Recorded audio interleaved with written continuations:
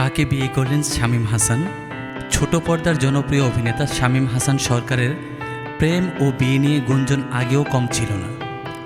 অভিনেত্রী অহনা রহমানের সঙ্গে তার সম্পর্কের জল্পনা বেশ কয়েকবার শোনা গিয়েছিল। ফেসবুকে তাকে ট্যাগ করে বিবাহের হলফনামাও প্রকাশিত হয়েছিল।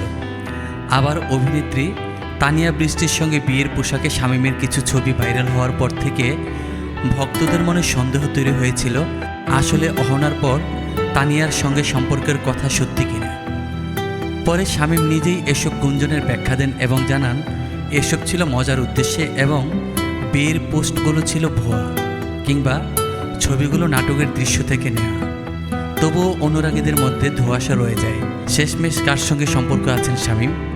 তবে এবার সত্যিই বিয়ের সংবাদ দিলেন এই অভিনেতা।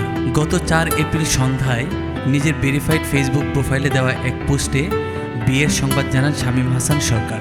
স্ত্রীর সঙ্গে ছবি দিয়ে প্রোফাইল ছবি পরিবর্তন করেছেন তিনি। সেই পোস্টের ক্যাপশনে লিখেছেন, আলহামদুলিল্লাহ কবুল, আপনারা আমাদের জন্য দোয়া করবেন। এরপর পরিবারের সদস্যদের সঙ্গে তোলা ছবি কাভার ফটো হিসেবে পোস্ট করেছেন এই অভিনেতা। শামীম হাসান সরকারের স্ত্রীর প্রোফাইল পর্যালোচনা করে দেখা যায় তিনি ফরিদপুরের মেয়ে আফসানা প্রীতি পড়াশোনা করেছেন একটি বেসরকারি বিশ্ববিদ্যালয়ে।